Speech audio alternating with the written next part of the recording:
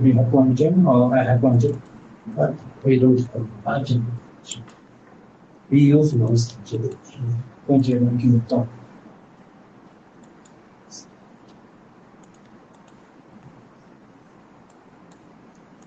It is visible, isn't it?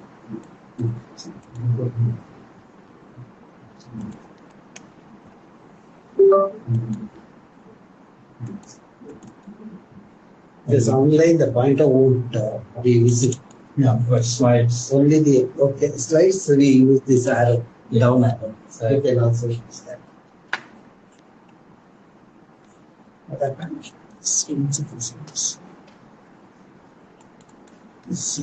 You need to screen down. It's not refreshing the screen. You do escape and do.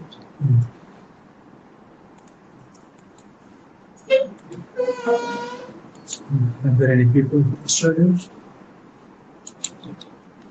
There are some people. Around 17 people in there. If you can name them, I can.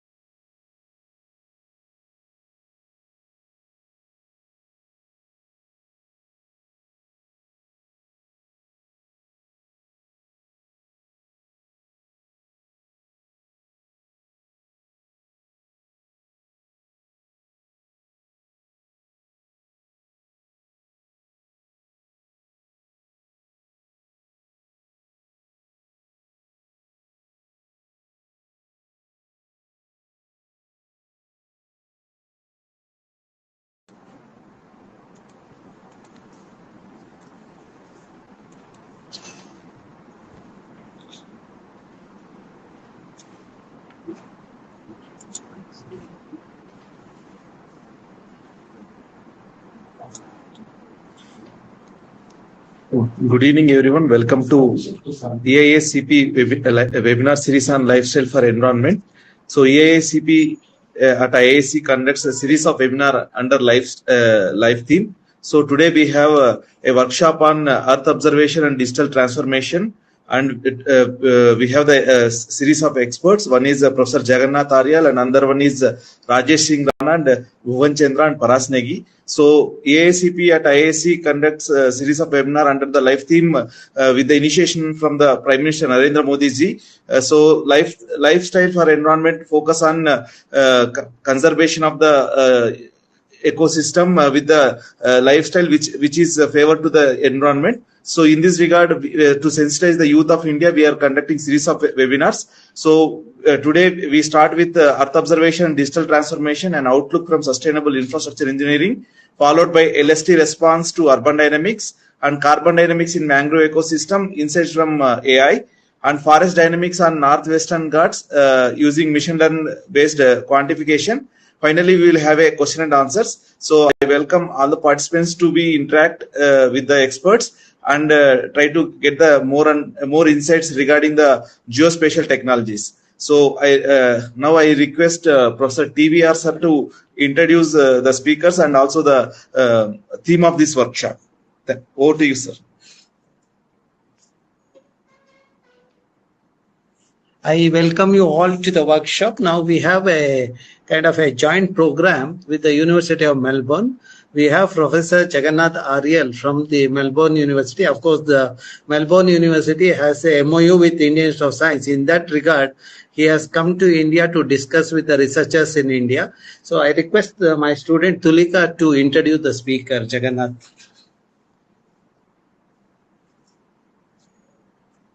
Thank you, sir. I welcome Sir Jagannath Ariel with us today in Bangalore in IISc. Internationally recognized researcher and a leader of the geospatial community, Associate Professor Dr. Jagannath Ariel is a continuing academic faculty at the University of Melbourne, Australia, within the Department of Infrastructure Engineering. He has received his PhD degree in Optimization and Systems Modeling from New Zealand. He leads the GIS, Digital Analytics and Remote Sensing Committee of the Geospatial Council of Australia as a national chair. At the University of Melbourne, Dr. Ariel leads a research group of Earth observation and artificial intelligence. His research focuses on optimal utilization of Earth observation, geoinformation, and geostatistics to develop new methods in object recognition. The objects of interest are derived from sensing technology like ground and satellite based, and these are applied in the modeling and mapping of various urban systems, taking sustainability and resilience into account.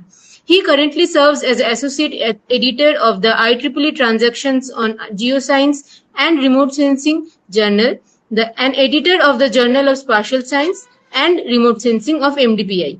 He is the program director of Master of Digital Infrastructure Engineering and graduate certificate in Digital Engineering degrees at the University of Melbourne. I cordially welcome you, sir. Today, he will be giving us an insight about Earth observation and digital transformation and outlook from sustainable infrastructure engineering.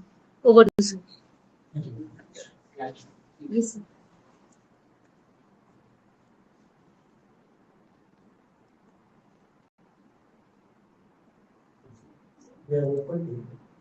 Also mention this is shared.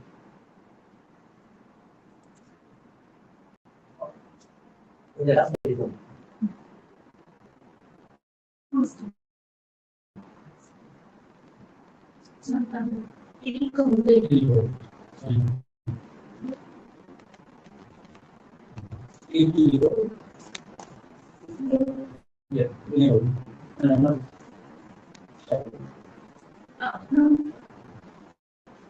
Sharing that with them.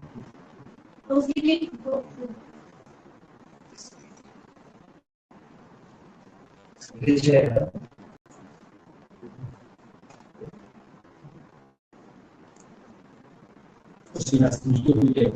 Yes.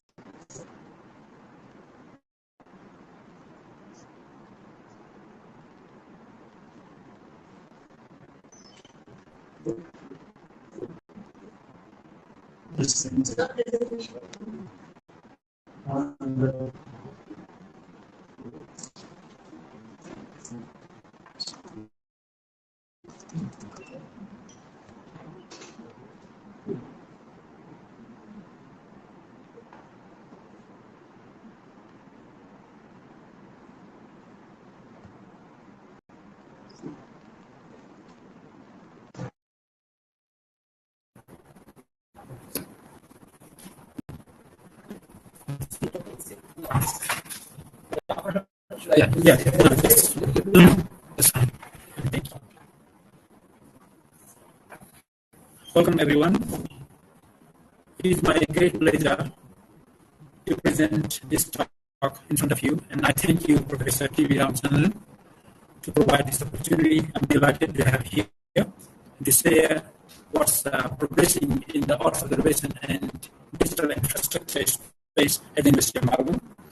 I was in Delhi, Mumbai, and Bangalore as part of University of Melbourne's showcase events, and we are engaging with various researchers in India, and it is a high time between India and Australia for research.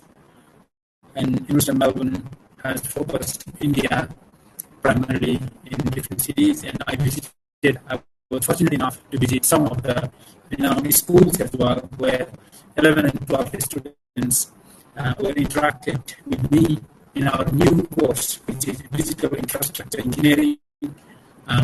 With that, I went to Ryan International School. I went to other schools in Mumbai and Delhi as well. So it is a great pleasure, and thank you very much for being here after hours, and online colleagues as well. So if you have any questions, please feel free to interrupt, and let me start. This is me, already introduced. Thank you very much for your nice introduction. And just to give you a summary, I'm working as a associate professor in digital infrastructure engineering, and I'm a program director for Master of Digital Infrastructure Engineering, which is a new master's program at the University of Melbourne to capture the digital innovation we are doing ethically and innovation-wise, how we can capture the multitude of digital aspects. And I have experience of 20 plus years in research, education, and engaging with industry. And my research focus is in Earth observation, disaster risk reduction, digital twins, smart cities, and how we can tackle the planetary crisis that we are having: air pollution, biodiversity loss, and climate change, with the help of Earth observation and digital analytics. So this is, thank you for the introduction. This is the Geospatial Council of Australia. Just would like to give you, this is the national body for geospatial things, and I'm heading the GIS Digital Analytics and Remote Sensing area of practice, where 30 plus industries are part of this committee, and we meet every month, and we work with the industry, what are their needs, and how academically we can help them, and how we can learn from the industry. So how I organize this today is basically, I will talk very briefly on the University of Melbourne. As you know, University of Melbourne is ranked now number 14 in the world, and it is number 1 university in Australia. And Faculty of Engineering and IT is very highly ranked, and Infrastructure Engineering is the department where we work for geospatial technology. And also the recent progress in time and history, I will very briefly talk about that, and how we introduce the fundamentals of object recognition and contextualized importance. For example, when we are after some objects, we have images, or we have IoT data sets, and how we recognize them using the fundamentals that I will be introducing, that will be important for our students. And timeline and development of object recognition, how it is developed over time in history, I will be capturing that. And transitioning into deep learning for object recognition, as deep learning is kind of state of the art, and our students should be learning different architectures, and that will give some area as well. And then the real world projects, past and ongoing, where we are innovating, and some of the PhD projects that are continuing with me and my students, and deep learning advancement from critical lens, how we can go in the future direction for deep learning, and the academic team in geomatics as well, I will introduce. As you know, the University of Melbourne established in 1853, one of the world's 50 finest universities, number 1 in Australia, but this year we are jumping to number 14 in QS ranking, and 160 years of academic leadership. And the Faculty of Engineering and Information Technology, we have 400 plus PhD qualified researchers and teachers, 300 students, 700 masters level manual graduate research, and dual accreditation like Engineers Australia and US. So that means our masters can work everywhere in Australia as well as in Europe. We do this accreditation, and we get the accreditation from Washington Echo as well. So the master's program in Melbourne is bachelor's 3 years degree plus 2. That means 5 years package is a master's of engineering. And we have cutting-edge interdisciplinary research and work with a range of partners from academia, government, and industry. So that is the culture we have, that mostly we engage with industry and Australian government's funding schemes. Big funding schemes are with industry as well, like ARC Research Hub. And let me focus on the Department of Infrastructure Engineering very quickly. We have civil, environmental, and geomatics engineering disciplines, and these are the sub-disciplines there. And basically, three big elements: civil engineering, environmental engineering, and geomatics. And we have, these are the numbers that I say that are focused as geospatial geomatics there. And in geomatics, spatial engineering, and IT that converge, and we have very strong IT subjects, and the students who have IT background will make enablement in geomatics. They are not just the technical people. What they do is they will innovate to tackle the crisis like air pollution, biodiversity loss, climate change, among others. And within that, we have a new name, digital infrastructure, where this is geomatics basically, but the IT, strong IT presence is there. That's why we make it digital infrastructure. And we are focusing on digital twin, that I'll be introducing what is it and how we are working with digital twin. And we have analytical and visualization support services with AR and VR technology, and the dashboards we develop ourselves, and business decisions and analytics is on the focus area. And we have autonomous systems with robots, drones, and digital twins for smart environments. As I said, in geomatics, we have a research center called Center for Spatial Data Infrastructure and Land Administration for a focus on land administration and international contribution with the United Nations and World Bank. And in terms of other research, we have measurement science and 3D modeling, spatial data infrastructure and land administration, and spatial information science, where we focus on GIS, spatial cognition, spatial data analytics, and Earth observation, where we derive the spatial information using different platforms and data sets. So this is a new course, as I said, Master of Digital Infrastructure Engineering, and a new course between engineering and IT. So we thought that we are trying to solve, or we are trying to engineer the problems with IT tools and technology, but we are not yet there to tackle these planetary crises. So we have to have a multitude of expertise to tackle these. That's why this new course is introduced, where engineering meets IT, and the student will acquire skills in sensing, managing, analyzing, and communicating data, monitor our environments, use digital technology to improve the processes.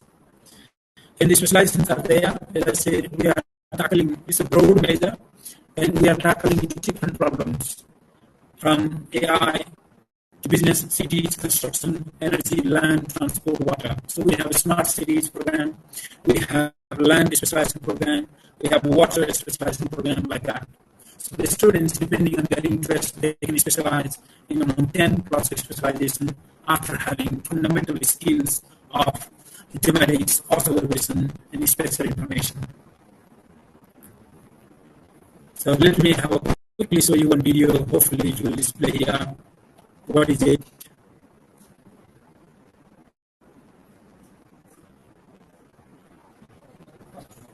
First one. Maybe I need help. Looks like, oh, it's coming.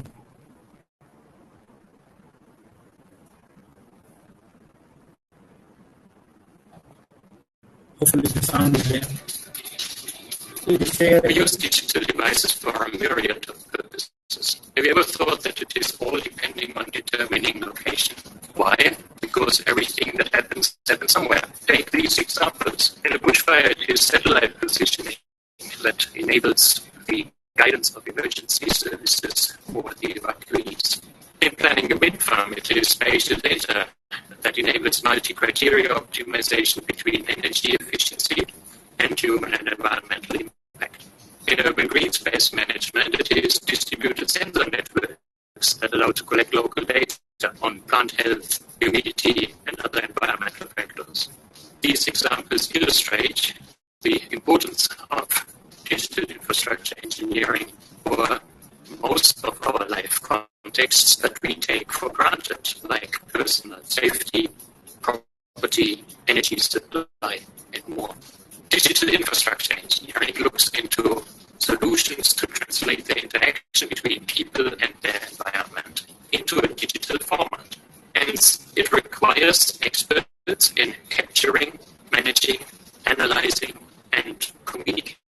data. Students in digital infrastructure engineering will develop novel information services, will use AI in an ethical fashion, and will push the boundaries what we can measure and detect. I've had a lot of SimCity growing up. It's something I really enjoyed to do in the major that we have at the uni. I can actually do that. I get to play with cities, model them, map them, and actually see what happens when we build things a certain way. I think it's great fun. I love it. You will work on digital twins, digital representations of the environment, such that you can determine future states of the environment and make smarter and more sustainable decisions. The major digital infrastructure engineering systems is offered in the Bachelor of Design and the Bachelor of Science. This is a broad major. It crosses science, engineering, computing, design, management, and information systems.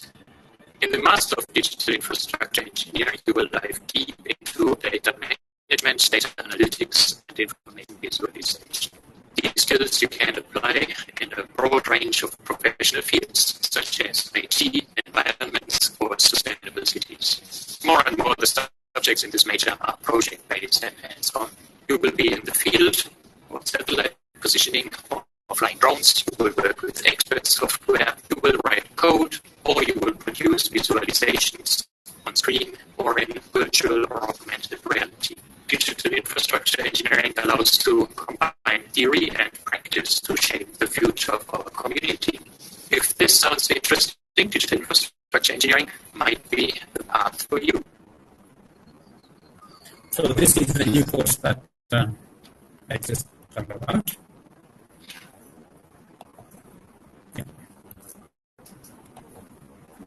So some applications of digital infrastructure engineering in practice. So as presented in the video, wind farm and the digital construction.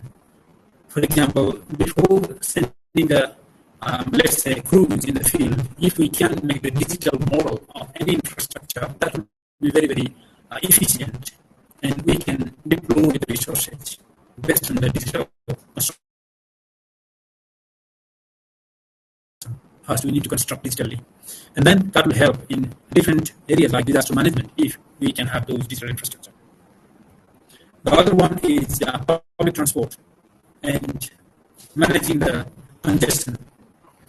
And urban green and smart cities is the other one where we can use our geospatial technology using remote sensing sensor networks like Internet of Things. We can design the sensors and we can deploy them and collect the data sets. And we need to manage our trees. We need to protect our urban trees for our health, for our benefit, not only for our next generation as well. That's why this is important. And autonomous vehicles are coming in, but we don't know the precise positioning. Sometimes that could be a disaster, that could be an accident, but we need to have a precise positioning that is achieved by the satellite constellation out there with the very precise measurements, for example. So with that, the core of this digital infrastructure or geospatial geographic information, when we turn any problem that is happening or any incident that is happening somewhere, so the science of where need to be dissected from intelligence, from multiple angles, and then that way we can predict the future and we can model the patterns. So let's have a look. The United Nations is putting so much effort to understand the way of science. And it was in India last year. There was a conference, and the Prime Minister Narendra Modi was also a chief guest of that program. And it was highlighted the way of science with the United Nations Sustainable Development Goals, how the science of where can contribute to achieve the SDGs. Let's have a look at this one.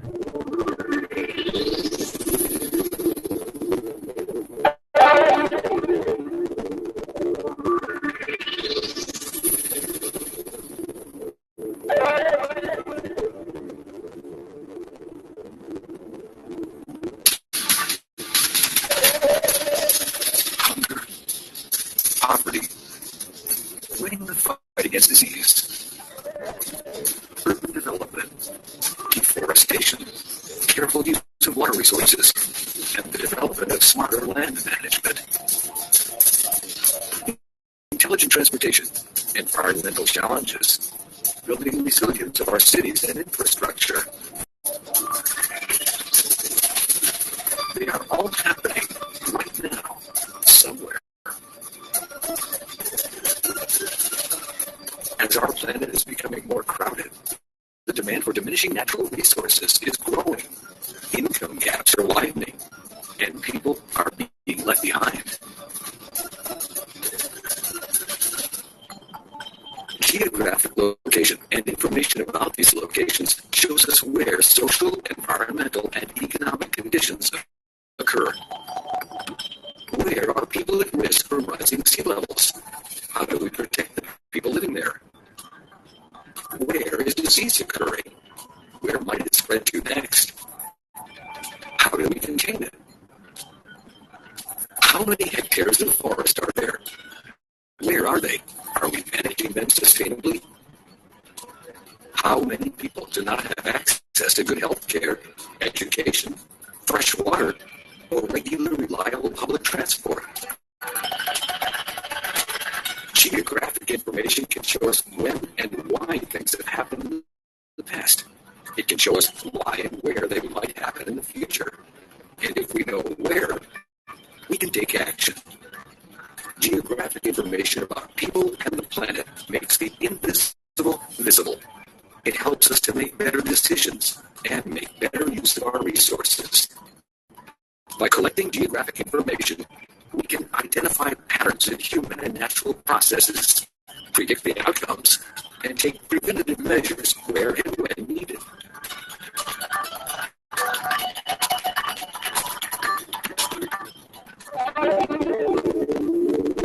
Reliable and authoritative geographic information provides the framework for measuring, monitoring, and achieving the Sustainable Development Goals, improving people's lives, and protecting the planet.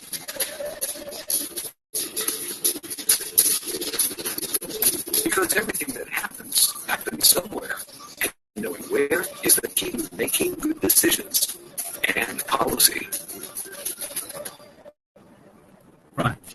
So this sets the scene, the big picture, where we can contribute and where our skills and expertise will be utilized to solve the bigger problems. So now as a student, let's have a look at the student and practitioners, how Earth's observation is progressed in time and history from the object recognition lens. So what we do is just a bit of background here. As a human being, we look at the law of simplicity. From the object recognition angle, if you think of that, here the Olympic symbol is perceived as 5 circles and not as 9 different shapes, right? So if you look very deeply, you can see the 9 shapes. But human beings, we want to see the simplicity. We tend to see as simple as possible. We don't want to make the complex. And the similarity is on the law. For example, if you look, all the roads have a similar structure here, but we visualize columns, squares, and circles. If you go deeper, you can see that grouping of similar objects, that's how we tend to do as human beings, which is law of similarity. And there is law of familiarity. The patterns marked and red are perceived as faces at first instance. Right? Grouping of familiar objects, law of familiarity. We group that. How we reckon that as faces is we are grouping. And recognizing patterns, we recognize the patterns using shape, size, color, texture, form, and contextual knowledge. So, for example, same thing here with the zebra pattern. You can see in different scales from couch to carpet to zebra itself. Right? So, this color, form, and arrangement involves certain parts of our knowledge and experience regardless of scale. So, this is the fundamentals of object recognition. We use now machines to recognize the objects, but we are preparing or developing algorithms based on these. And we need to be thinking hierarchically when we visualize. For example, if you think in 3 different scales, for simplicity, level 0, level +1, and level -1. And if you think of one polygon, for example, just this bit. Here you can see with the white arrows, what I'm trying to show you is neighborhood relationship. If we have objects or polygons of different shapes or size, there is a relationship between this. And the black arrow, if you see there, there's a hierarchical relationship. So this black arrow is hierarchy. This particular central polygon will have a relationship with this one, this one, this one, this one, this one, like this.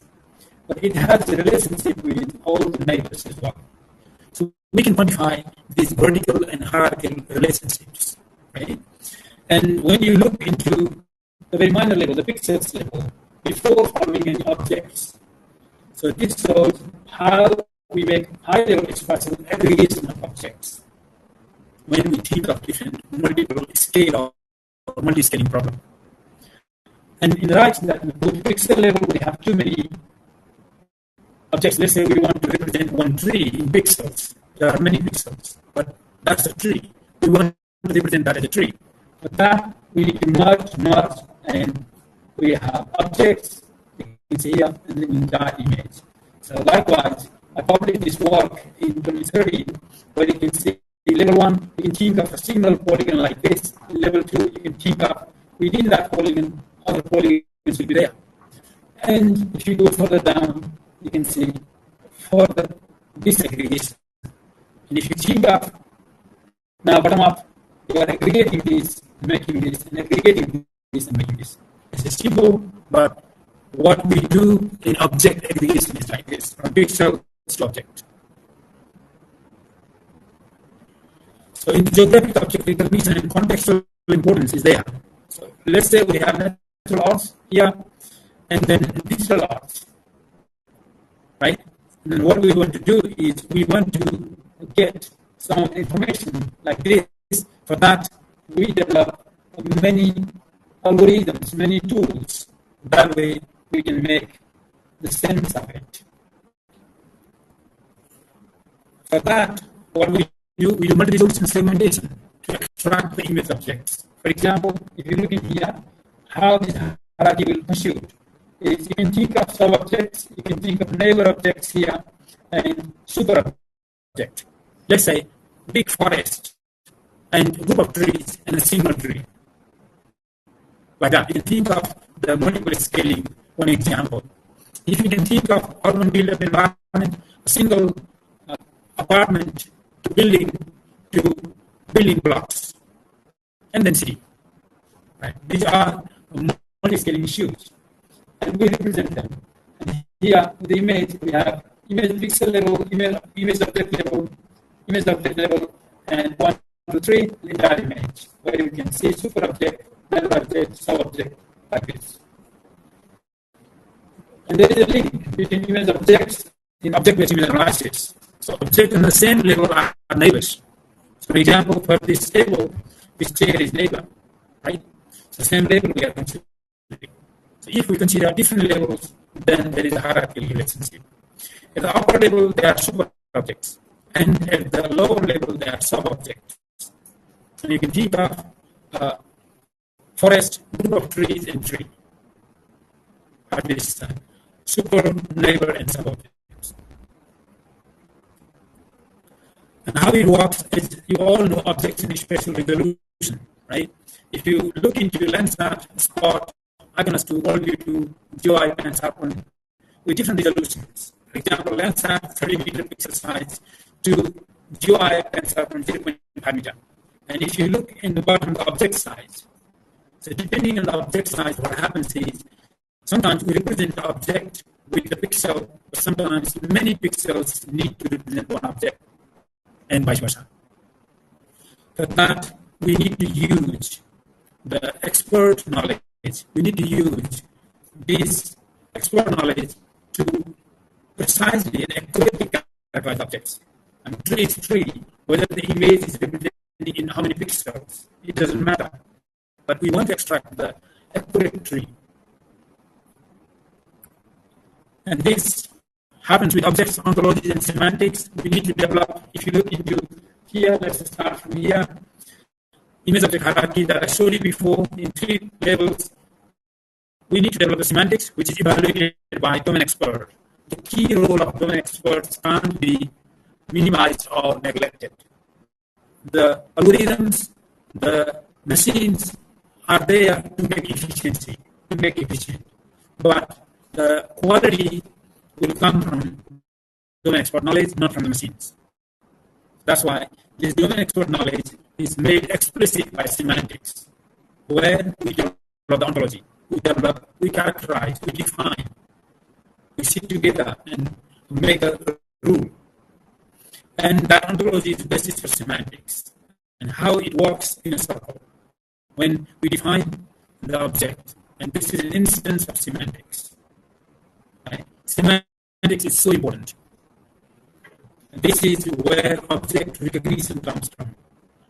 And anything we want to classify, then first we need to recognize the object and label them for the classification. And if you look here, how we do it's iterative segment classify option we can do, and where object extraction can be possible. Let's say we have originally made it first, and we use multiple segmentations, multiple image object will be represented. We make optimization or selection, and multi-scale representation with candidate objects, and we make pre-classify and validate. That way, the iteration will work, and the whole aim here is to get accurate classification using the machines. And that is the process we can follow. A segment, object feature extraction, classify by using rule set and knowledge base. And then again, segment, this is classification-based segmentation. And they classify, merge and split. Let's have a look at some example here, how we extract the features from point clouds. So if you see here pipe in the right-hand side, the black pipe, and the outer one, that can be extracted like this. So that is, we have the point clouds, we scan the object and we extract it. And this is observation object recognition identification timeline development. If you think of 1960, from 1960, how this is being developed, and these are the products in the top line, what are the images we are using, in the bottom line you can see a different product as well as the companies, as well as the process, like for example STAR and ICI, these are the companies. And how we are going with the technology, the development is now unsupervised and supervised classification is going on, and we are now in the era 2020 onwards with deep learning and different varieties of deep learning in object-based image analysis and object recognition. For example, if you look into here, how this is coming along, GoogleNet, AlexNet, BGG, again, RCNN and JNN, all this is coming along. Right? So this is the era after 2020. We are more technical and using the machines with intelligent architectures. From sensor technology to information infrastructure, as we are using the images from satellites, we are using the information from ground, using Internet of Things, we need to turn that into information infrastructure. And that information can be turned into knowledge and wisdom for the better decisions. We have so much data sets or big data sets, but now we have that job to turn into information, meaningful information and knowledge and wisdom. And for that, we can control the image objects using spatial data infrastructures. For example, when we want to segment, let's say we have cadastral boundaries, we can put the cadastral boundaries as enforcing in the image, and then based on the cadastral boundaries, we can segment. That means if you want to analyze the road and the neighboring areas, you can enforce the algorithm, okay, do not cross the road. The road can be a divider in this segment. So this sort of thing is special data infrastructure that we can use, where it is possible to integrate the Earth observation data, whether it is space or ground-based, with spatial data infrastructure. These are the key scientific issues in geomatic engineering that we need to be focusing all the time, like spatio-temporal, and spatio-temporal environmental processes. So space and time, as Einstein said, is always a problem to look into from different lenses. And dependencies associated with these processes. There are dependencies. We can't look at the problem in isolation. And modeling and visualization of such dependencies can help policies and decision making.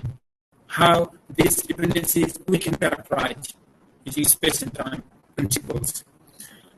An optimal automation pipeline, data and information for application projects. What are the candidates, and from those candidates, how we choose the optimal one. And translational research to make impact to lives and making changes to status quo. So the whole game of research is to change lives of people and make them feel better and change the status quo or business as usual. Let's have a look at some real world projects very quickly, past and ongoing, where we utilize this knowledge of object recognition. So image overlaid with cadastral boundary, you can see here sunlight image in the background and the cadastral layer as a vector layer overlaid. And the good thing of this is, if we want to have ecological map within those cadastral property, then we can make the vegetation our ecological map. Where you can see, we first divide no vegetation and vegetation classes, and then within the vegetation we have grass, amenity and pasture, plantation and group of trees. That way we differentiate the no vegetation zone and vegetation and then further classify. For that, these cadastral boundaries are really useful if we want to focus on those block of lands and make a relationship with the builder. We can map the gardens. For example, we have gardens, and the complexity of gardens can be mapped using multispectral images that we have done a project. Here, this is a multispectral image you can see in color, 4 bands, where the red bits are more green in real world. This is the false color composite. And this is panchromatic image. Panchromatic is black and white, where you can see more precisely the things. But when we fuse or merge, then we can see this color with very high resolution. And this can be used to map the gardens. And we can detect or depict the urban tree change over time. I mean, we have so much greenery here, and we can plan every 5 years what is the change of trees, right? That can be done. And we have done with big orthogonal data integration using deep learning for problem like Australian bushfire, and we published from the Royal Society of London in Open Science. So this is how big data can be integrated to show the Australian bushfire frequency. And we quantify the bushfire mapping uncertainty as well. And we use UAV-based slope failure detection mapping. And where you can see, this is from Nepal, and this is the project funded by the World Bank, where we flew all the latest technology and capture the images and make UV-based slope failure detection, because there was so much landslides after earthquake, and that's the reason why we focus on those earthquake-prone zones and having landslides after earthquake. And also the relation for sustainable cities, where we extract and monitor the urban infrastructure, and we use the deep learning as a technique for the state-of-the-art method, and the method needs to be robust and reliable. We have so many architectures in deep learning, we need to use the right one. And our approach to urban feature extraction is basically we address the domain problem using transfer learning to build scalable deep learning methods. We increase the accuracy and precision using multi-scale feature information, and we train on a smaller and robust data sets prepared using APIs for automation. And we increase usability by preparing end-to-end method based on lightweight deep learning networks. And we reduce computation requirements by reducing network parameters. So this is the process we follow. For example, number 1, you can see orthogonal image, and we have the high resolution image. We label them. We have deep learning design with using AI with different tools you can see there, and we have deep learning framework and hyperparameters. We train them using GPU, and we make the domain adaptation, and we make post process. This is the process we follow. So for that, I would like to just touch base how we are advancing in geospatial. We started from paper map. If you look Survey of India's map from those days, now we are into digital twin. Basically, with the digital twin, we want to map the physical world in the digital environment. Right? When you see the digital twin, it can be from the multi-scale perspective. You can think of a human body digital twin for the medical person, to landscapes digital twin for the urban planner. So this is where the sensing is coming as an essential component. How we collect the data sets in real time or near real time using IoT sensors or satellite-based sensors. So that we are doing, but we will be advancing, and we need to be advancing. And that way we can capture our physical world in a digital format to understand the future of the city, future of the landscape. So for that, we have a specially enabled digital twins that is defined by Australia New Zealand Land Information Council. I will not be reading all this, but this is you can say, a mimicking, or it is a mirroring of physical world into digital format, basically, how we can mirror. That's why sensing is so important to collect the data sets. And we have different system components to do that. These are the technical things like CCM and OTL, STML. These platforms we use. And we have different languages as well. Geospatial, CTCML. And this is urban digital twin. In the urban space, we can use the physical to digital. And the three main parts of digital twin are physical entities and process in real environment, virtual entities and process in digital environment, and the connection and exchange of information in IT, OT systems. So that way, we can make the digital twin, where we need the open and shared data sets, data trust, data exchange to activate the data. Some of the examples I would like to show you here, how we are using digital twin to capture, let's say, live traffic. If you see here,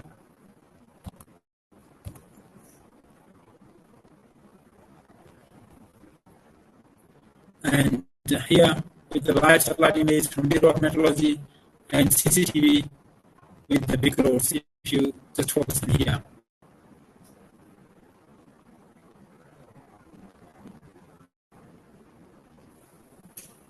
And we're using here for the live tram with the public transport Victoria.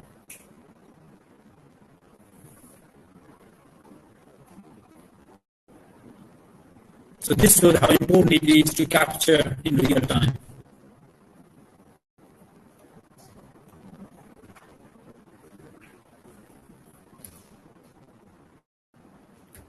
And the other one is space management that we use.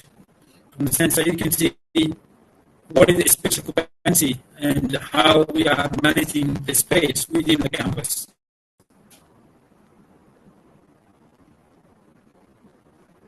We can slice the building, and we can observe each of the story of the building, and even the rooms. For example, meeting rooms, lecture halls, private office, labs, whether it is being used or not.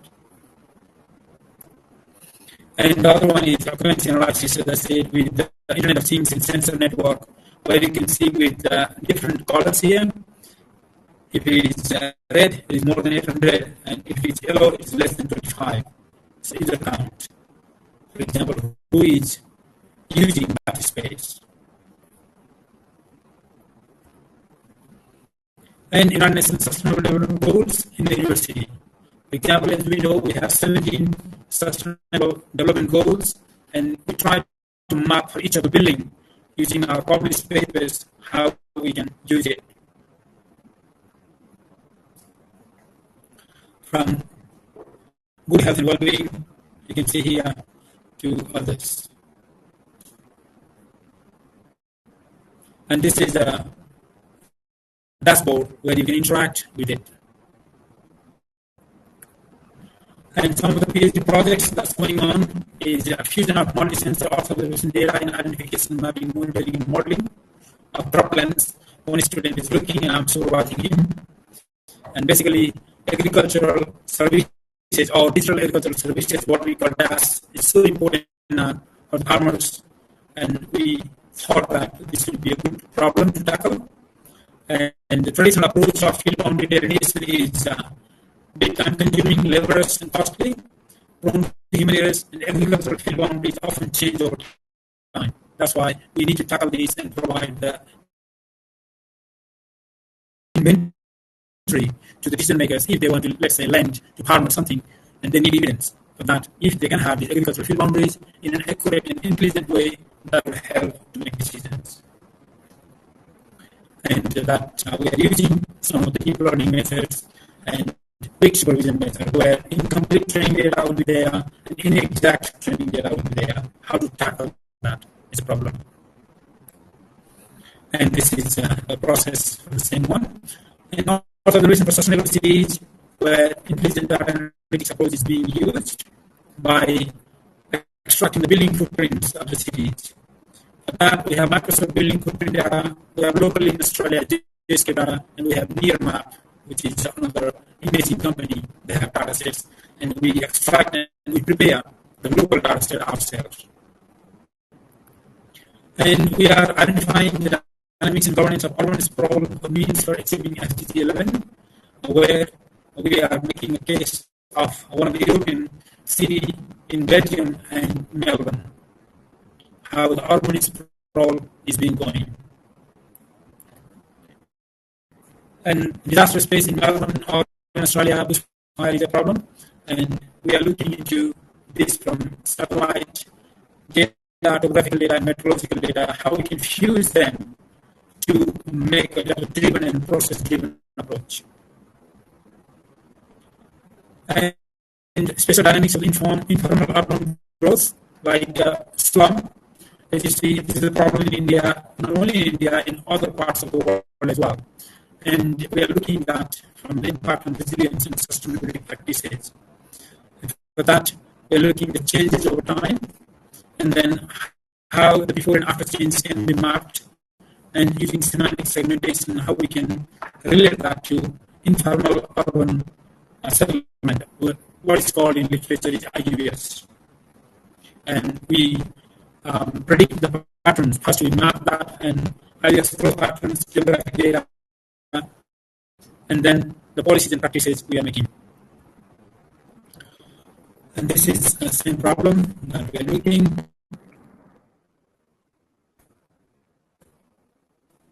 So with this deep learning advancement critical lens, as we are now hearing and practicing, deep learning is the way forward, or many people are doing it, but we are equally cautious how to develop the robust deep learning methods in object extraction and feeding into digital infrastructure. So we have already found out the limitations of deep learning based classification in Earth observation data sets, like scale-up limitation and accuracy and precision, and we are tackling that. For example, boundary pixel classification, structural stereotype, and results in over and under segmentation. And the other limitation is the requirement of large label training data sets. When we want to do deep learning, the training data sets should be very accurate and in a large number. And the lack of usability and increased computational expense is another limitation. For that, we identified, and it requires high computational capacity, long training times, raises questions on usability. Who will use it if it is taking so long? And the current trends to address these limitations are also different laboratories are working for this, like scaling up accuracy, precision, data sets, usability, computational capabilities. So we have from different parts of the world, different laboratories are working on this, and we will be working as well. So some of you, if you are interested, happy to collaborate on these elements of technical stuff. With this, I will summarize, and I will take any questions from you. The case history examples showcase accurate and precise updates are integral to the digital models. Whatever be the digital models we are thinking, the accuracy and precision is important that can be achieved by using intelligence, by expert knowledge. So that experts are so important. Machines are there, tools are there to extract and make efficient, but the effective one, the intelligent one, will come from the expert. That's why we need to respect and we need to download the expertise of experts. The digital models on urban settings, for example, building footprint and their extraction, that will help us to develop the inventories. Urban trees and their changes over time, it has multiple applications. The ecological map is so important. The tree changes over time has multiple dimensional effect from human health to planning to cities appearance and everything. Urban transportation and their simulation, as I have shown with the live tram and all those things. And this is so important in traffic congestion management and having efficient transportation. And the contribution of Internet of Things, including industrial IoT. This is so important. How we design the sensors and how we put them together. So that is coming from semantics. For example, if you know what are the attributes you want to capture from the field, then you design the sensors by including those attributes. And you deploy the sensors. That way you can get the data sets. For example, let's say you want to monitor whether a particular house or building is healthy or not. Then you can design the sensor for the mildness. You can design the sensor for temperature, pressure in a house. And you can monitor how that house or infrastructure is performing during the day and night. Right? So that's why Internet of Things and designing the sensors with attributes is so important, and we can co-design these sensors with the help of expert. So we need to sit together on the table with the expert and ask them, okay, we want to do this project. What are the attributes you think are sensitive to better understand that problem? If we can download that thing as an attribute, then we can ask the electrical engineers, we need these attributes in our sensors. Can you design the sensors for us to capture these elements from the field? That way we can map the field in real sense. And this will provide the digital capabilities for infrastructure assessments and design. As I said, the example of a building. And that can be done for big bridges, that can be done for roads, that can be done from other infrastructure. That way we can monitor their health. The importance of digital protection and knowledge transformation capture how the future of the cities and our lives. So for example, if you think of cybersecurity as an issue now, we have to be secure in cyberspace. But how we do that in the digital protection and knowledge transformation? That's the area we need to be innovating. Complete digitalization of infrastructure is foundational to the sustainable city for future. So it is ambitious, but this is the way to go. Once we have all the infrastructure in digital environment, then we can make our decisions for the sustainable city and for our future. So with that, I will stop here and open up for any questions. Thank you very much. Thank you. Any questions?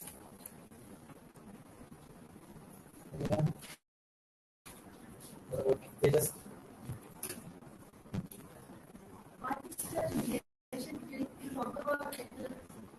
semantics and objective.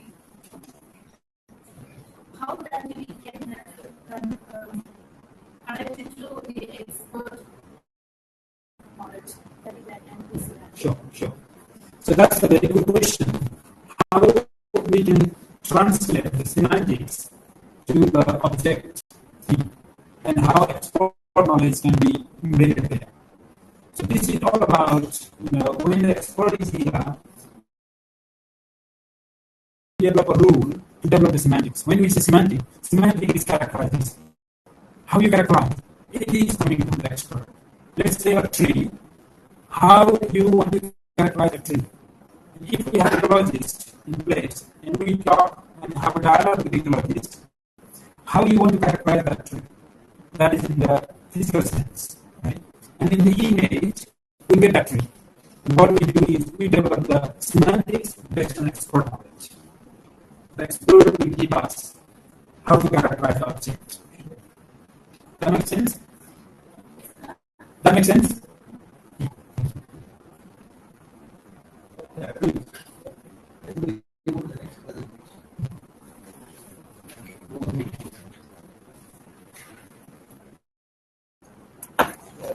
studies.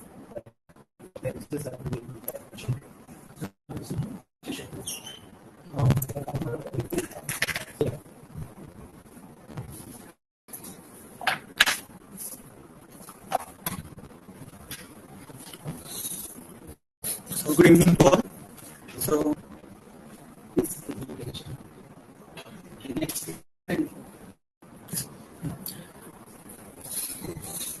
So I want to talk about carbon assessment in mangrove ecosystem application of artificial intelligence.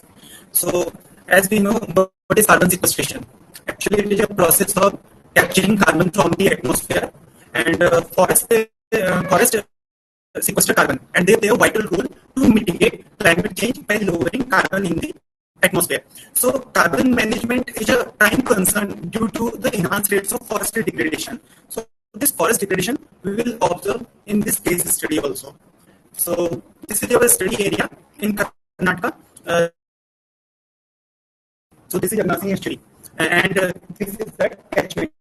This is the Agnasini basin and Agnasini estuary. So this is all our methodology chart. By using Landsat data and Sentinel-2 data, we analyze the Sentinel-2 and Landsat data, and as for secondary data collection, we use vegetation data of the French Institute and Google Earth.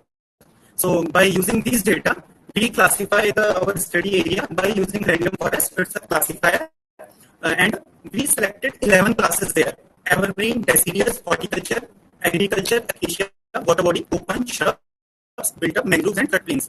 And classification is done for 1979 to 2023. Then by ground visit, so we collected some above ground pools and below ground and soil carbon. Then we put this data to INVEST model. Then we got a carbon sequestration. So in this way we work. So in the section of land use classification, for 1979 we use Landsat 3, and for 1990-2000 we use Landsat 5, and for 2007 Landsat 7, and for 2015 Landsat 8, 2023 Sentinel-2. So different sensors are there. In Landsat 3, MSS is there. Landsat 5, there is a thematic mapper, and for Landsat 7 is not thematic mapper. Landsat 8, OLI, and then Sentinel-2 MSI. Okay. So for the collected data included the vegetation maps developed by French Institute, topographical maps, the Survey of India, and virtual data there. And the process of classification involves the following: first, creation of false color composite, which helps in identify the heterogeneous regions and the selection of training sites. Secondly, collection of attribute data from the field for the training polygons and virtual data. Thirdly, the land use classification information derivation from remote sensing data through random forest algorithm using training data. Then AGB and VGB measurements we did in the field. We took the earth at the best height by inch tape, and total 22 quadrants we laid there, and then we worked on them. And by using height also we measured by using two elementary equations for above ground biomass and below ground biomass. We calculated total biomass. Then finally for soil carbon, we sampled for the soil. The total 46 centimeter depth we selected, and then for 0 to 18.5 centimeter we separated as for top layer. Then for 18.5 to 46 centimeter we separated for the bottom layer. Then soil samples were dried for 2 weeks for estimation of bulk density and soil organic carbon. Then we estimated bulk density and soil organic carbon by weighing bottle method and Buckley and Black method. Then this is our sampling sites in Agnasini estuary. We sampled on these sites, and this is the way how we took soil samples and GPH. Then in this carbon storage model we used, it's a software for ecosystem services mapping and calculation. In this study, INVEST was used to model the carbon stock dynamics in the study site, and INVEST carbon modeling requires maps of LULC classification and carbon stock data in tons per hectare. This study uses above ground biomass, below ground biomass, and soil as the carbon pool. So in the result section, we can see like this map. You can see this dark green patch. It's the evergreen bed. So we can see from 1979 to 2023 how it is degrading. It's a forest degradation. So this is the total stats, horticulture, agriculture, and Asia built up, they are in increasing trend. Like horticulture, it increases from 3,441 hectare to 12,022 hectare. So in this case, agriculture, Asia built up, everything increased, and evergreen decreased from 63,897.11 hectare to 34,331.51 hectare. That's a sharp degradation. But you can observe mangroves also in estuary. It is increased from 1979 to 2023.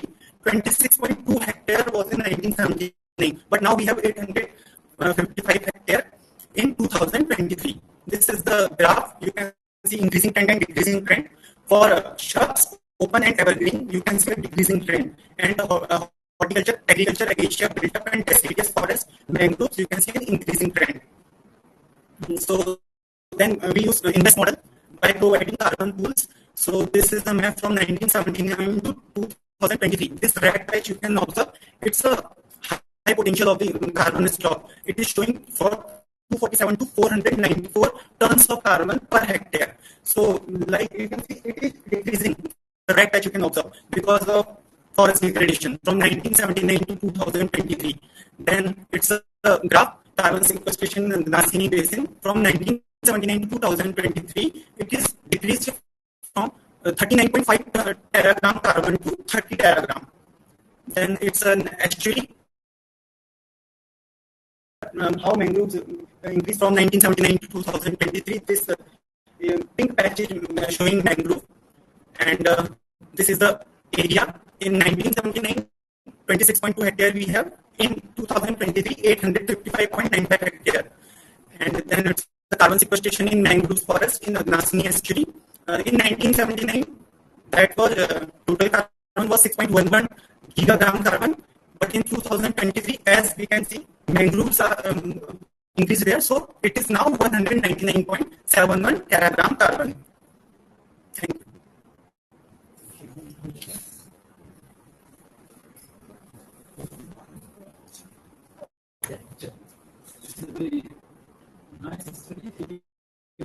Thanks, sir. Yes, sir. How do you take the changes? What do you to take the changes? Changes, sir. In Google Earth engine we classified supervised classification method. So in this case, we took polygon, we take some 10 polygons, we trained our classifier, and we use also like French Institute map we use. Yeah, collateral data. Example 1985 French Institute vegetation map is there. Which gets the category by spatial extent. Similarly, 1970s color abbreviate of geographic map and associated information. That's how we have done the interpretation. Now the current one to the field investigation.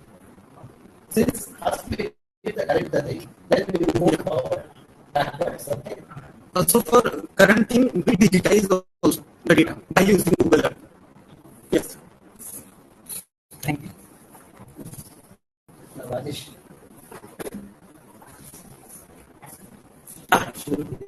Share.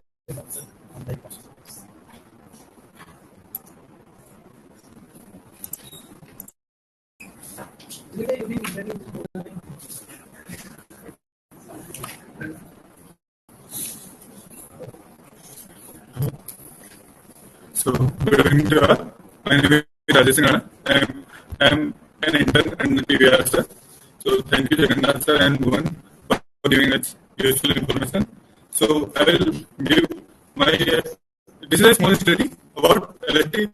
This is land surface temperature responses in urbanizing landscape. It is a micro level study. So, first we will talk about what is urbanization. So, people are migrating from rural to urban places. People are migrating from rural to urban places nowadays. So, the urban spaces where previously they were impervious surfaces, they are creating houses and industries and other things. So, they are becoming impervious surfaces. But, so urban areas are known as cradle of human civilization because they give us opportunity, better infrastructure, opportunity of education and jobs, time efficient if you have all things nearby you, then it is time efficient and it improves standard of living. As you can see, all the developed countries have already in the urban areas, and now developing countries also moving from rural to urban places. So, according to UN, the global population of 60% will be residing in urban places by 2050. And so, with these benefits, there comes several harms, such as environmental harms, which polluting the land, air, and water. So, it is a global problem, and environmental quality is decreasing. So, one problem of many is urban heat island. So, what is urban heat island? Urban heat island is that when an urban area gets significantly warmer than its surrounding rural areas.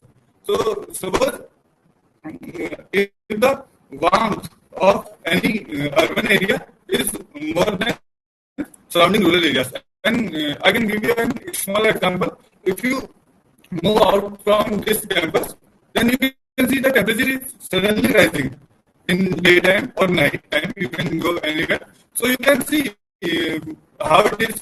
It is a small example, but if you see in bigger picture, if you move outside or go into any city, then you will feel the temperature increasing or decreasing. Then why it is happening? Because the pervious surfaces which were before, as you can see down here, you can see the firstly there are no buildings, so the water is passing through the surfaces. But in the impervious surfaces, there is no, they are not allowing the water to pass through them, and that's why. And second thing is the emissivity of urban areas. They absorb more heat from the sunlight than re-emit it or emit it later. So it becomes more hotter and warmer than surrounding rural areas, or the vegetation in the rural area do evapotranspiration, which is evaporation and transpiration. Transpiration is when the leaves of trees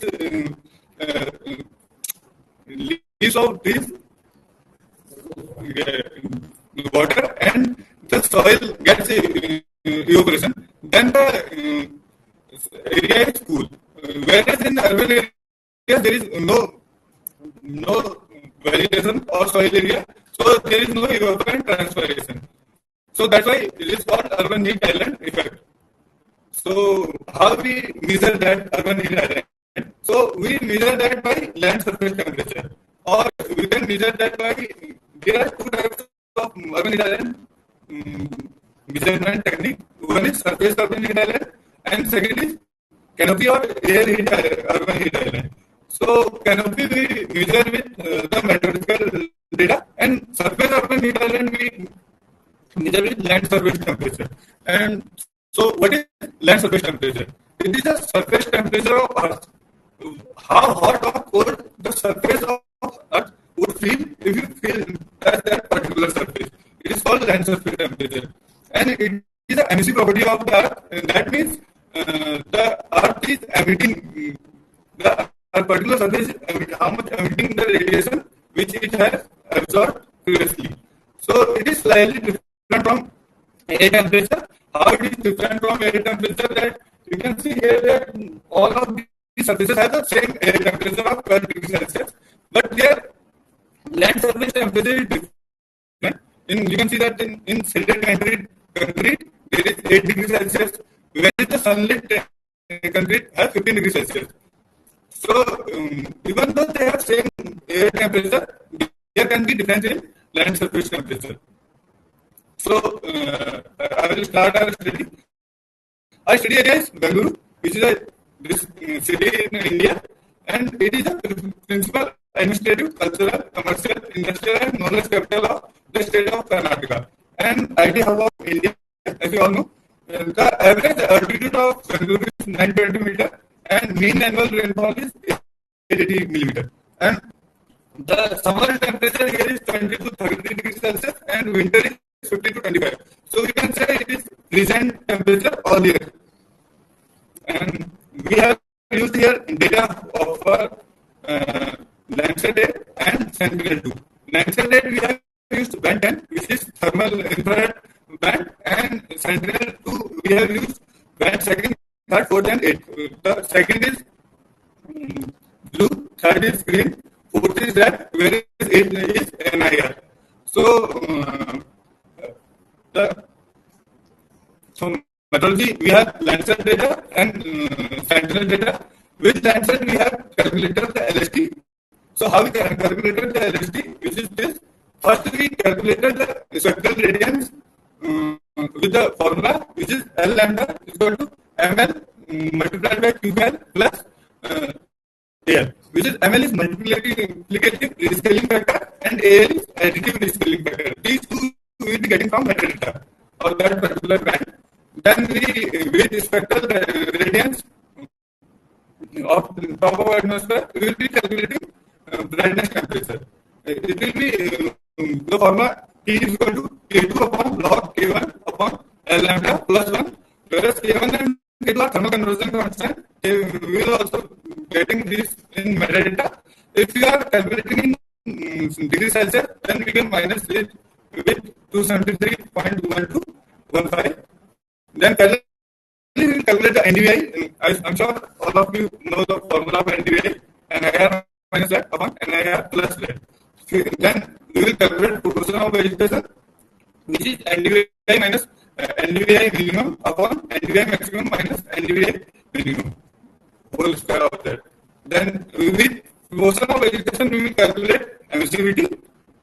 Then with the help of brightness temperature and emissivity, we will be calculating the LST. The LST formula for the LST is T upon 1 plus lambda multiplied by T upon rho multiplied by log of emissivity. So here rho is a constant, which is equal to H C upon sigma. Whereas H is Planck's constant, C is speed of light, and sigma is Boltzmann constant. So this is how we are calculating LST. Then parallelly with Sentinel data, we are generating FCC. Then with random forest, we have land use classification. We have chose 4 classes for this. First is builder, vegetation, water, and barren area. Then we will comparing them pixel wise. So you see that the 1 pixel of Landsat for is 30 meter resolution, and 1 pixel of Sentinel-2 data is 10 meter resolution. So the area occupying Sentinel is 100 meter square, and Landsat is acquiring 900 meter square. So you can divide it, then you can say that 9 pixels of Sentinel data will be coming in 1 pixel of Landsat data. So that's where we did the study, and this is the LSP for Bengaluru. This is 2022 and Bengaluru LULC for 2022. You can see that nearly 80 to 85% of Bengaluru is an urban area, and very small, you can see vegetation patches, and where the vegetation patches, you can see the temperature is low there, and somewhere in lakes. So this is our campus here. You can see there are too many trees here, so the temperature is less here. So what we did that, first we 9 pixels, first we measured temperature, we have 9 pixels of vegetation. So we measured that temperature here. Then we measured where the 8 pixels of vegetation and 1 pixel of buildup. Then we did 7 of vegetation, 2 of buildup. Then and so on. We did 0 pixels of vegetation or 9 of buildup. So you can see the temperature increasing, and with changing the pixels, you can see the trend that it is increasing. And we are doing also that in clusters. That means we will take different points where 9 of the pixels of vegetation, and that we are doing. And this is the micro level study. Similarly, we are doing a macro level study where we have changing the seeing LST changes in agroclimatic zones of India. There are 15 agroclimatic zones, the 15 major agroclimatic zones in India, and also a result of a agroclimatic zone, which is Trans-Gangetic Plain region. You can see this is that one. So this is this we have done with modest data, which have resolution of 500 meter in the classification we have done with that. So you can see the changes in this is NCR region, Delhi NCR. So you can see the expanded in 21 years, and this is a result for agriculture. So we classified that in six classes. First is vegetation, second urban, water body, cropland, barren and sand. You can see here that the agriculture class from this is 2001, this is temperature from 2001, 2006, 2011, 2016 and 2022. So you can see increasing trend in every month in the agricultural zone. So similarly, we have done with all the other classes also, and all 15 agroclimatic zones we are doing that.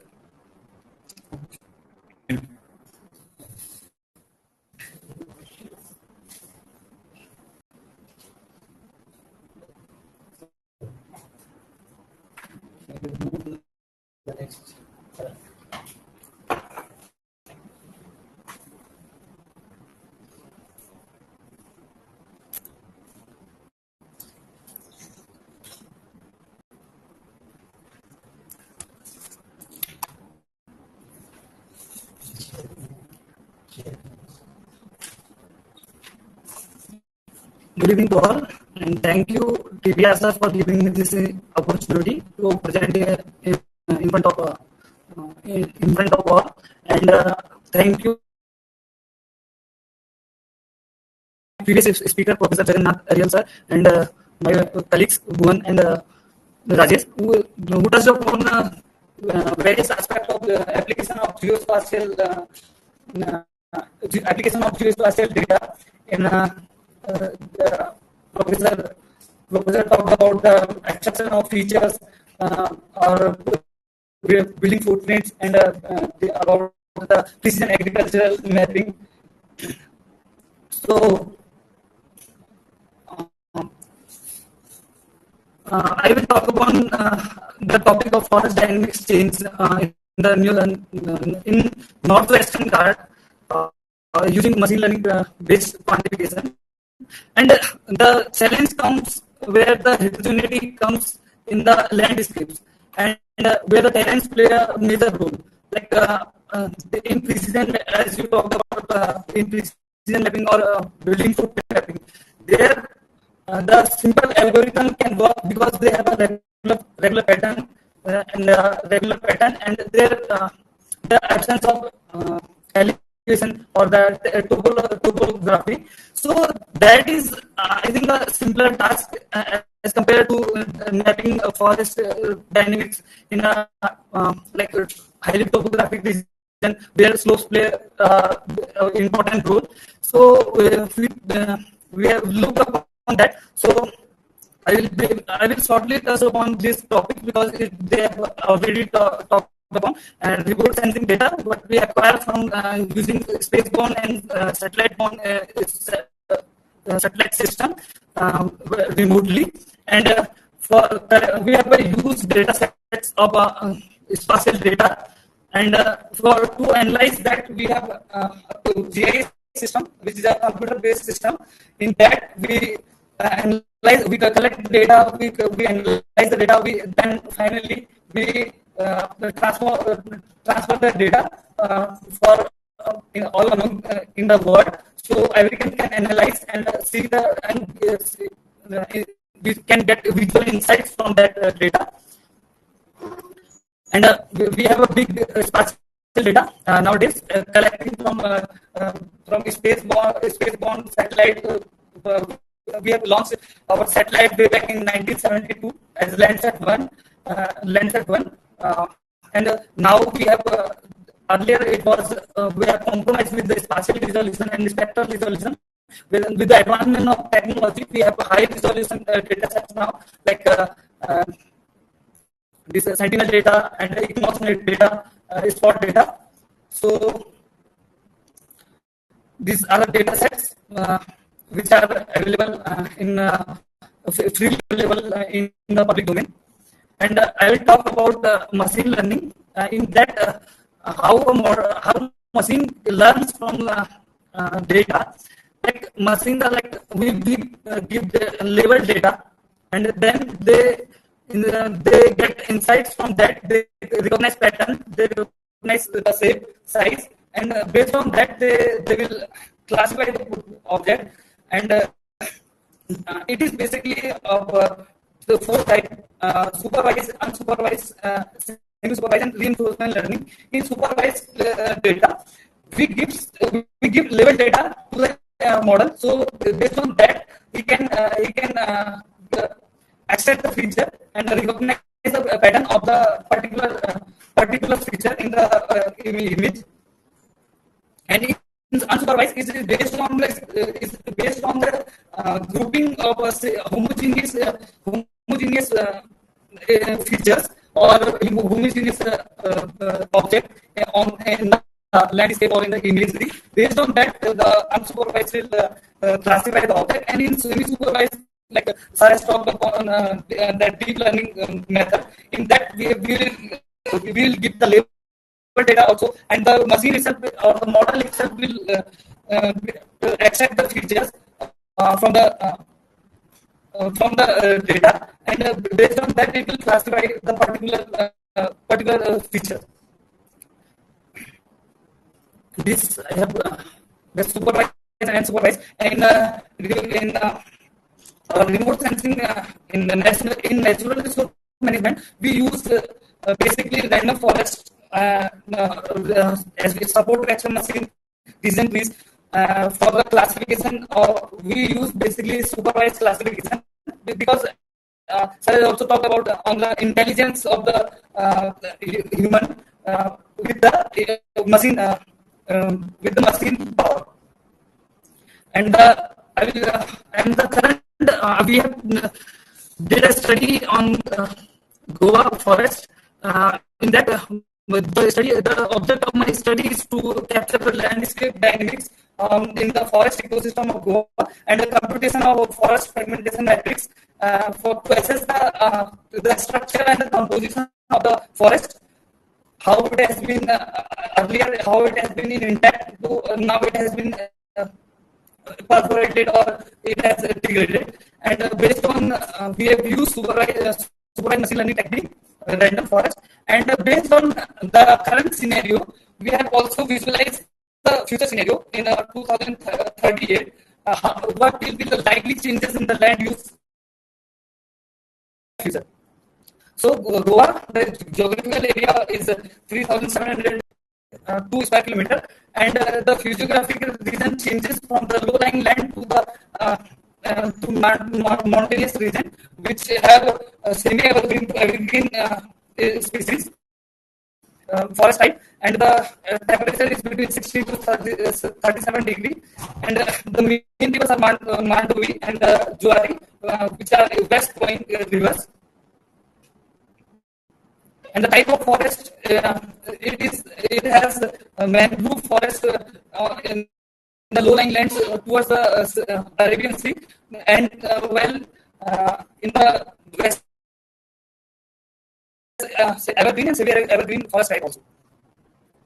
And the area also comprises with 6 wildlife sanctuary and 1 national park.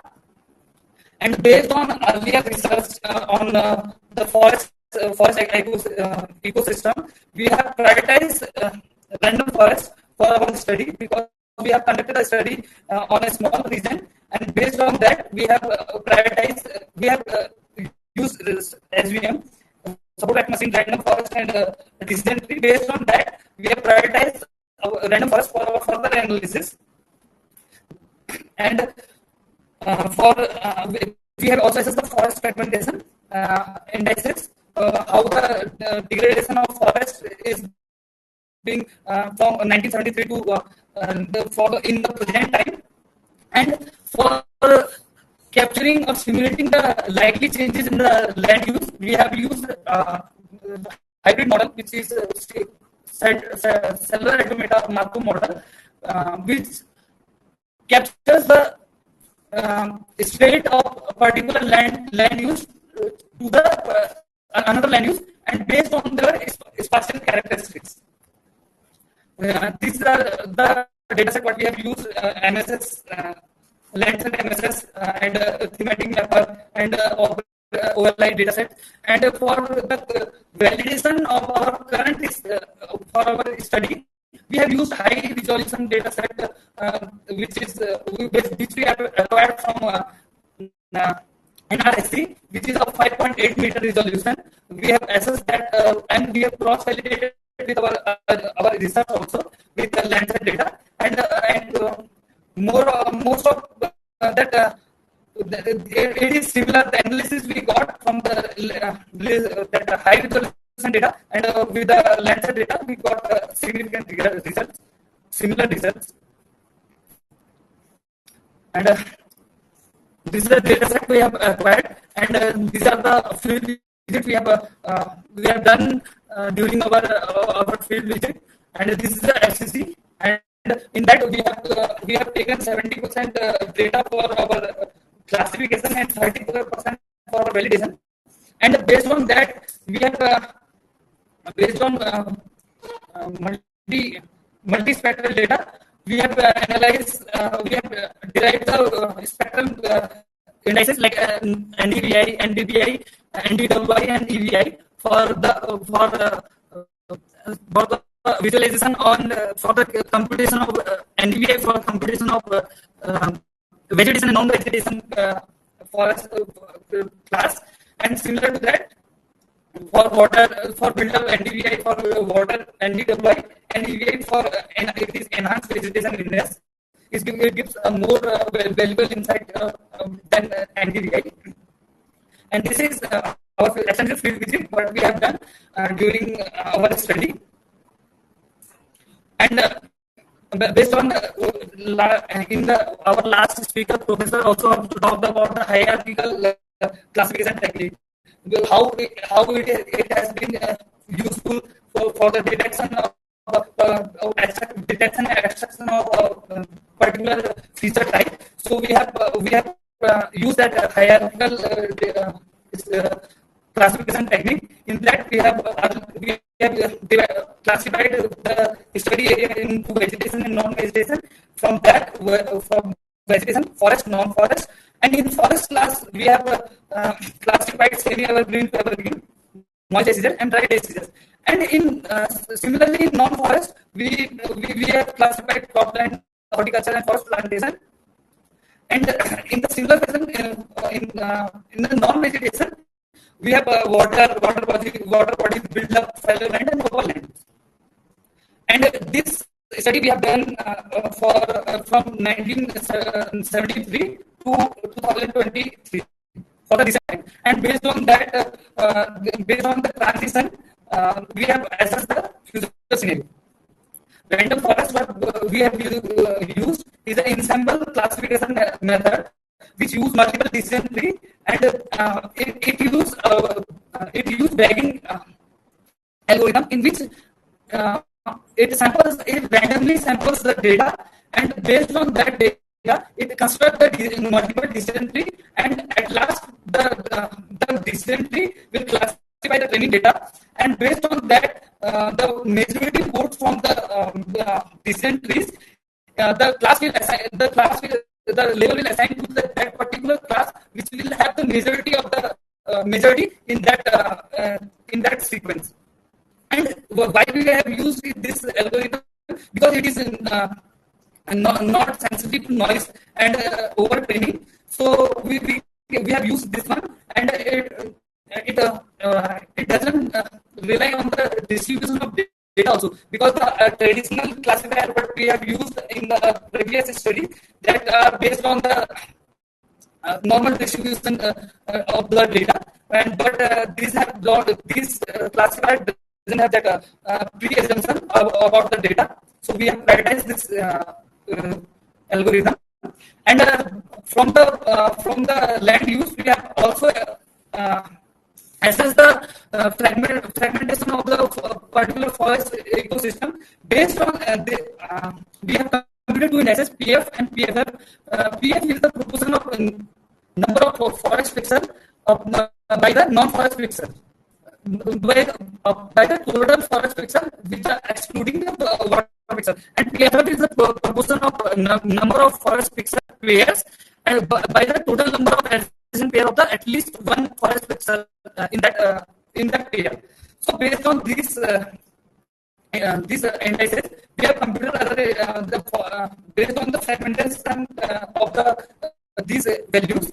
We have divided the region into interior populated as transitional, patch forest, non-forest, and outer bodies.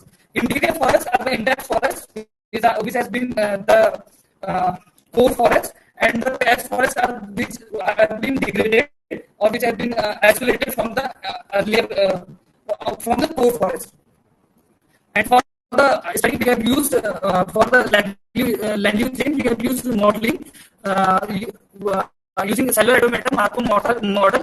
Markov model is simply assess the change in particular land use from one time period to another time period, and integrating it with the cellular automata, which also consider the spatial relation between the two transitions, between the pixel or between the state of from the time stamp in the earlier in the near future.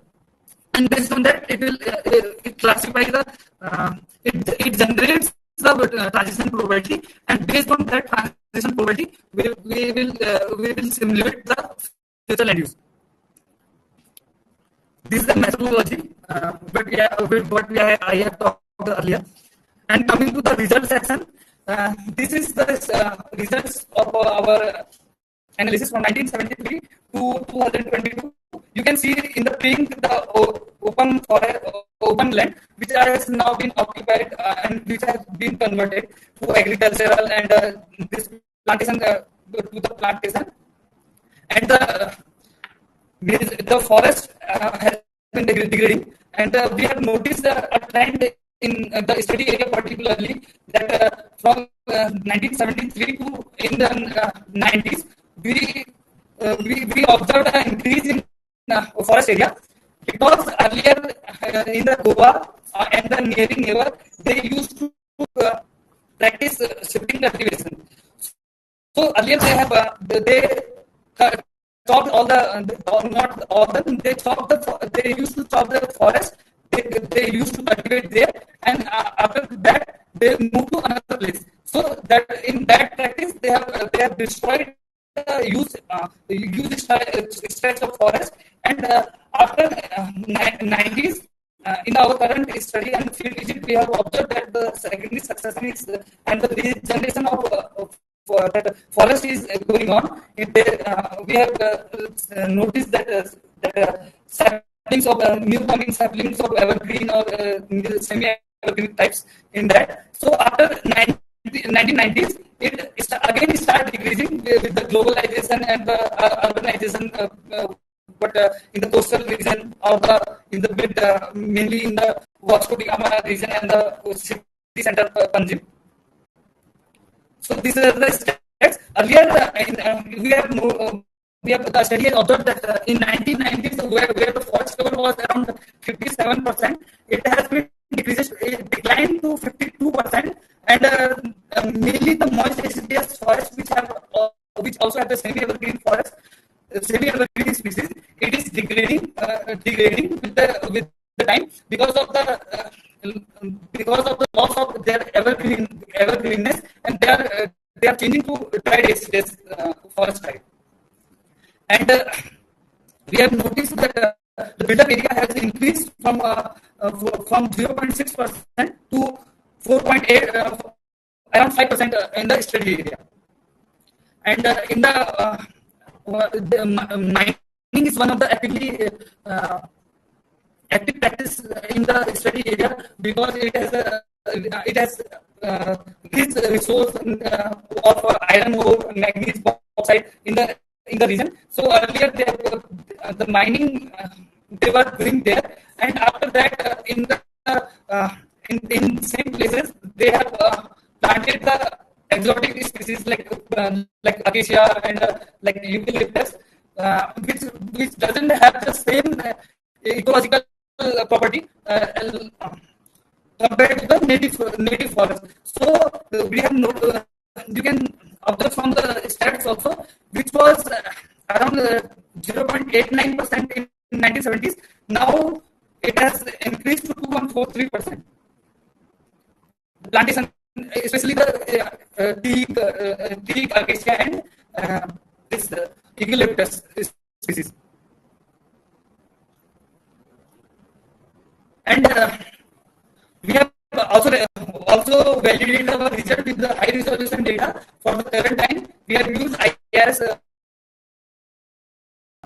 least 4 data, which is 5.8 meter, and the Sentinel data, which has faster resolution of 10 meter. And both of them gave similar result. What our Landsat 8 gave, and based on that, we have simulated. This is the accuracy table. We have took the field samples, and based on that, we have classified our result, and we have overall accuracy greater than 95%. So based on that, we have assessed the forest fragmentation also. You can notice that the non-forest area, I have highlighted it also. The non-forest area, which was in 90s, it was 38%, has increased to 42%.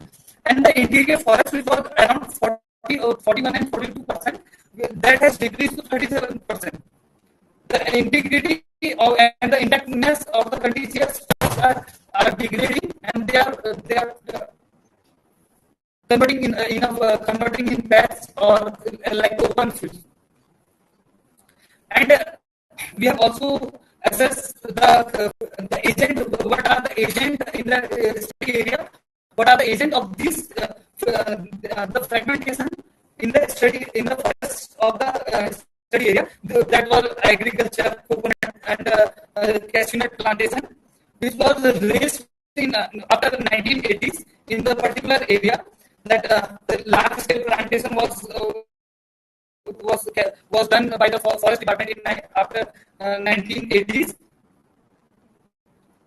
and the factors, these are the agents of another agents of forest fragmentation: mining, plantation, and that build-up area in the protected area. And based on this, we have simulated first for recent time, and we have checked the accuracy, which is we get more than 80% accuracy, overall accuracy.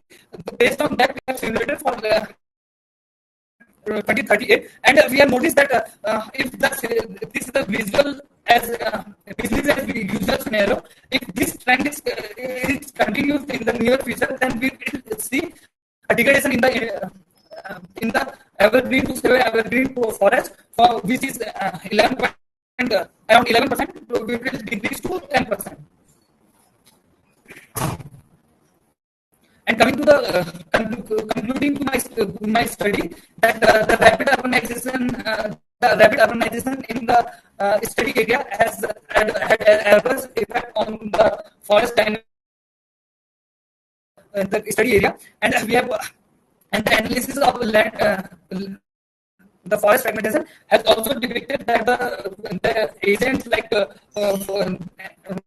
mining and build-up area and agriculture are the key factors which are deteriorating and changing the composition and the structure of the forest ecosystem. And the current study will aid in the decision-making process through stakeholders' active participation with the priority for the sustainable livelihood. Our previous speaker has also talked upon the sustainable development or sustainable design, what we should acquire for the conservation of our environment. Therefore, suitable and timely management measures must be taken by the policy makers and the decision makers to enable or ensure the sustainable development and to protect the biodiversity in order to reduce the severity of the other changes. And at last, I thank you to be patient to listen my talk, and I will say think big and act now with some useful work for the conservation of for the mother's health. Thank you.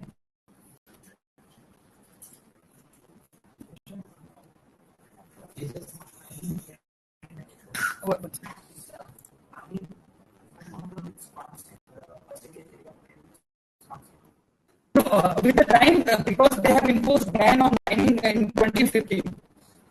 So the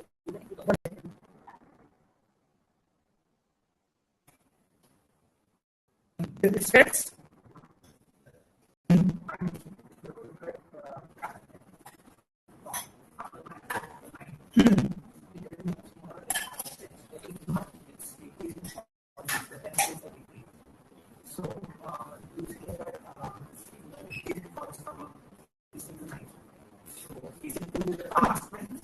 Yeah, the mines are there, but they are like they are occupying the space by not by the native species, but the land is exposed there still.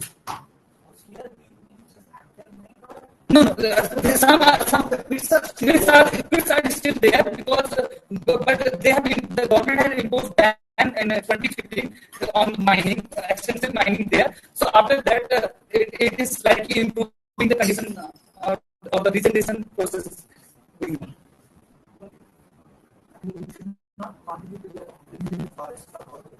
In 90s, it has contributed. In 90s. Now the mining it has been stopped. So we think we are thinking that the region there was a shifting cultivation. That is slash and burn cultivation. People used to cut the forest and then practice agriculture, abandon that when it became unproductive. This was there during Portuguese time. Then with our acquisition to Indian this one, there was a ban on that slash and burn. That's why you see in the 80s there's an improvement in the forest condition. 80s and 90s. Till 90s. Then the 90s onwards again we saw with the globalization, with the infrastructure development and all those things, we see some changes happening in the forest. But still, when you visit that, you will see the remnant of the slash and burn cultivation. The fire tolerant species, and also regeneration of the renewable species, also the evergreen species are happening in the region. You can see here this is the Bosco Lama or this is the Panjim area. You can see that is totally open, and now it has been fully occupied with all the buildings and the infrastructure there. So, and this Panjim area also open, exposed without any vegetation.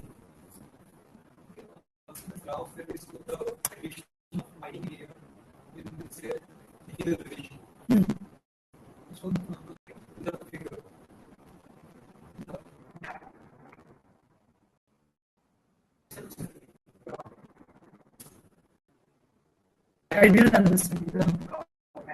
There is also the addition of money. Okay, sorry.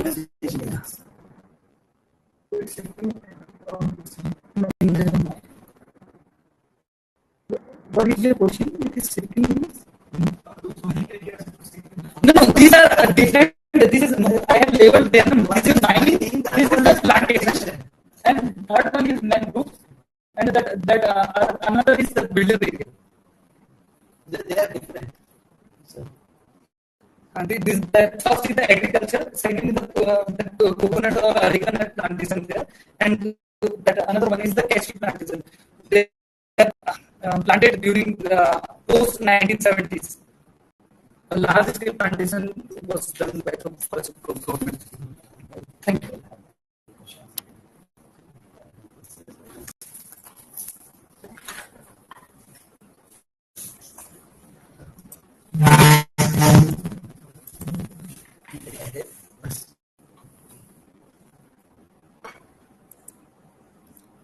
So So since we are in the final leg of workshop, so if there are any queries, we can have discussion.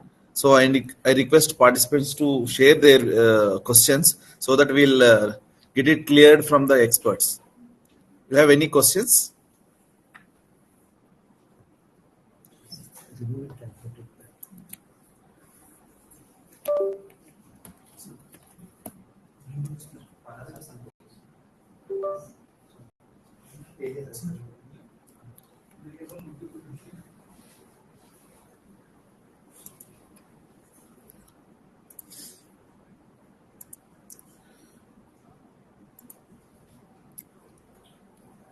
So you have any questions?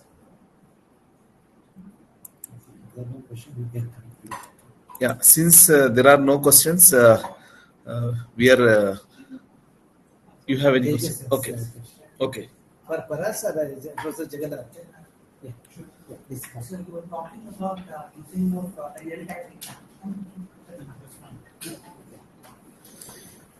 You're talking about using of real-time data for power transportation monitoring. So you were talking about using of surveillance cameras on the data that's available locally in order to get the real-time traffic conditions.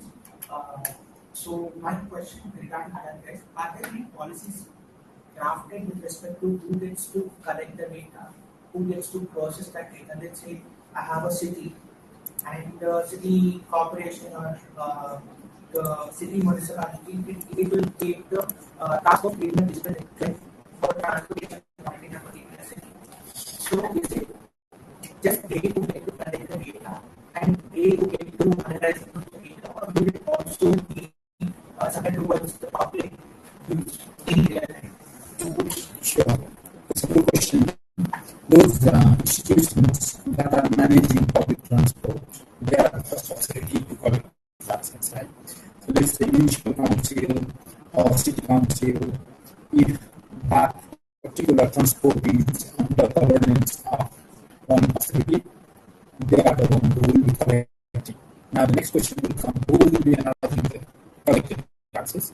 So for that, you're right. There are no policies yet, but it depends on the authority how they want to release the data sets to whom. Right?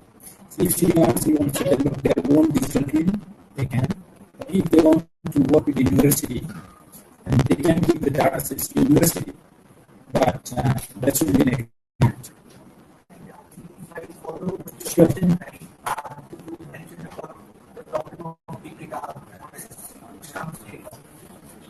So this is large volumes of data, that's coming from one surveillance the city. So how long that data has to be stored, where will it have to be stored, so that it can be processed and results can be served real time users towards the internet. So if it is an institute and government collaboration, is it an institute that gets to store and analyze the data, or is it just analyze and storage will be Okay, that's very good question. Again, that's an agreement between the institution and the government authority. So let's say we will be having this big data issue. So how we can do it over the cloud, and we're now talking about the fog computing and edge computing. So these all are cloud computing, fog computing, edge computing. With all these technological platforms, we can store the data sets in warehouse. We can make a warehouse within those platforms and store. So who will own depends on the agreement. Basically, my understanding is those who are managing the transport or any other processes, they will own the data set first. And that's them who will hand over to the institution for analysis. So that means that we have technical platform to store. Different perspective of this conversation. Digital content. So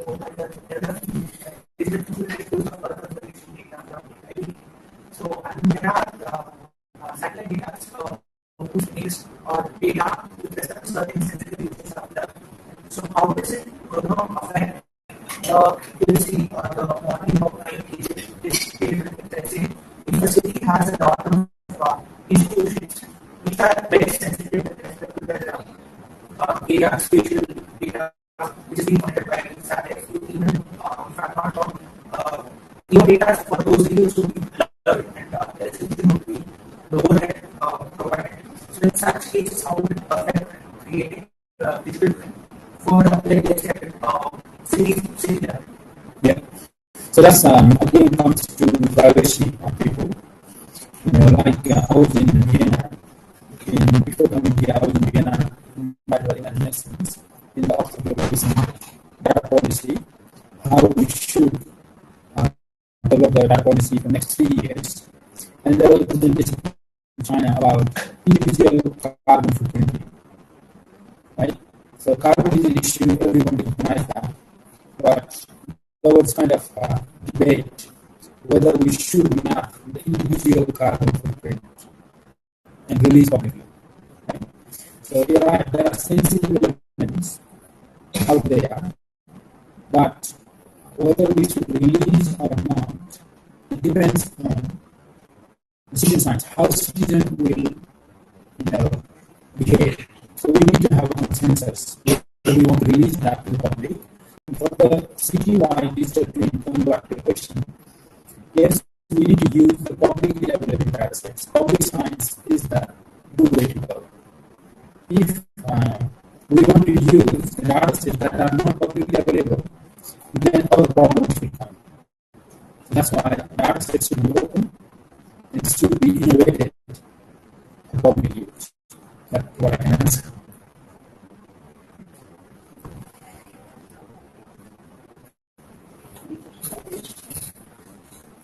So, if there are no questions, on behalf of IISc Team of Science, we thank Professor Jagannath for accepting our invitation and taking part in workshop on Earth observation and digital transformation. I also extend my thanks to Rajesh as well as Bhuvan and Paras for sharing their views on various topics, starting from the LST to carbon dynamics, as well as followed by the landscape modeling.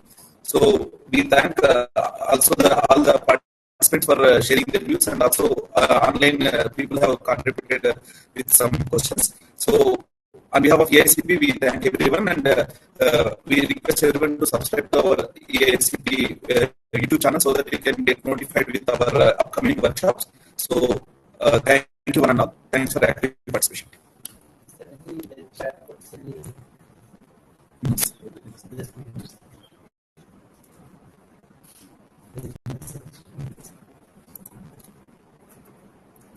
Say thank you.